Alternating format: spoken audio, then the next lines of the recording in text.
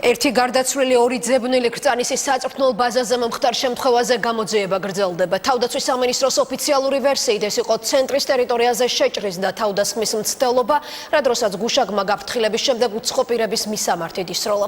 დაიღუპა 23 წლის გიგა შენგელია, დანარჩენ ორ პირს ამ დრომდე ეძებენ. გავრცელებული ინფორმაციით ერთ-ერთი მათგანი გარდაცვლილის ძმა. თუმცა იზორიას უწყების ვერსიის დაღუპული ახალგაზრდის ოჯახს არ სჯერა. შენგელიას ახლობლები ალტერნატიული ექსპერტიზის ჩატარებას მოითხოვენ და აინტერესებთ, რატომ არ აღმოუჩინეს დაჭრილს დროული სამედიცინო დახმარება. ეს კრწანისის სასწავლო ცენტრია, ერთ-ერთი ყველაზე დაცული სამხედრო ობიექტი საქართველოში. ამ ტერიტორიაზე ნატოს საქართველოს ერთობლივი სასწავლო ცენტრია განლაგებული. აქ ქართველი ჯარისკაცები პარტნიორი ქვეყნების სამხედროებთან ერთად ერთობლივ წვრთნებს გადიან. ცენტრი ნატოს გენერალურმა მდივანმა საზეიმოდ 1 წლის წინ გახსნა და თქვა, რომ ეს ფაქტი ნატო-საქართველოს ურთიერთობების განსაკუთრებულობას ადასტურებს.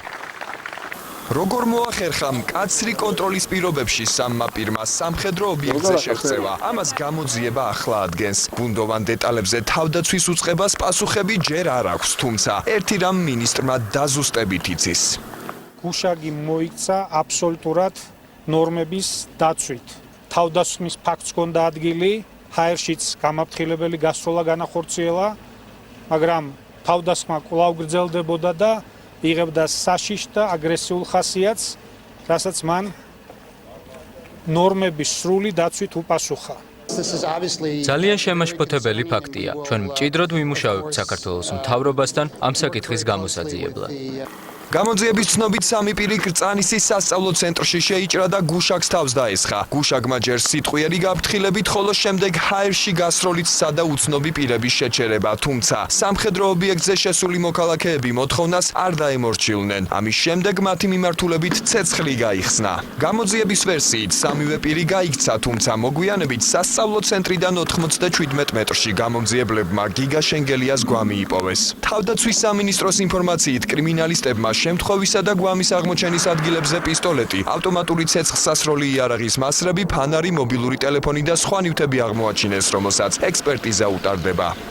განახორციელეს გუშაგზე თავდასხმა, ესონეს ეგრეთ წოდებული ცეცხლის მქონელი აპირებს მთლიანად მთელი პერიმეტრის დათვალიერებას და ამის შემდგომ ჩვენთვის ნათელი იქნება თუ საიდან როგორ ავითარებაში მოახდინეს მათმა აი ამ დაცულ ტერიტორიაზე შეღწევა. ვრცელდება ცნობები, რომ დაღუპულ გიგა შენგელიასთან ერთად იმყოფებოდა ძმა გიორგი შენგელია, რომელიც ადრე კრწანიში მსახურობდა. მესამე პირი კი დაუზუსტებელი ცნობით შენგელიების მეზობელი და მეგობარია. გამოძიება ახლა გაქცეულებს ეძებს, ოჯახი კი თავდასხმის ფაქტს გამორიცხავს. აგერა უკან ამხარე. ახლა მირბის კაცი გაქცევაზეა კაცი და ტყვიას რო ესვრი. კაცი თუ მოკლეს, რატო არ მოძებნეს 3 საათი იქ რო ეგდო და სისხლიდან რო დაიცალა ბიჭი და მერე რო ნახეს, მანამდე სადიყვნენ. ხო ატყდა სროლა. განგაში ხო უნდა ყოფილიყო. მეორე შვილი ამასთან ერთად თბილისში იყვნენ წასული. ძებნა თუ გამოუცხადეს, გაარკვევენ იმასაც, მაგრამ რაზე გამოუცხადეს ძებნა. სავარაუდოდ იძახიან, რომ ამასთან ერთად იყო და რამდენად დამაჯერებელია. არ არსებობს. საყაჩაღოდ იმას ბატალიონს რო დაესხა ერთი კაცი, ასეთი არ გამიგია მე და რავი ახლა. გოგოსთან წავალო, შეყვარებულთანო, შემო დედიო, პული მომეციო, რა დიდი ბიჭი ვარო, არასდროს არ მიშვებო, რა არისო დედი, იარაღის ათქონდა, ეს ვინ თქვა, ვერ მაითხოვა. გიგა შენგელიას ოჯახი გამოძიებას უნდობლობას უცხადებს და ალტერნატიული ექსპერტიზის ჩატარებას გეგმავს. 23 წლის დაღუპული ახალგაზრდის მშობლები სათვალთვალო კამერების ჩანაწერების გასაჯაროებას ითხოვენ. ოფიციალური ვერსიის არ სჯერათ ოჯახის ახლობლებსაც. ყველაფერი ტყუილი. რასაც აცხადებენ. დანას არ ჩაუდია არასოდეს ჯივეში. არანაირი, არაფერი არ ვიცით, ეს იყო უაღრესად პატიოსანი ბავშვი. არანაირი იარაღი ამას არასდროს არ ქონიათ. საქმეს მთავარი პროკურატურის ზედამხედველობით თავდაცვის სამინისტროს სამხედრო პოლიციის დეპარტამენტი იძიებს. გამოძიება გაუფრთხილებლობით სიცოცხლის მოსპობის მუხლით მიმდინარეობს.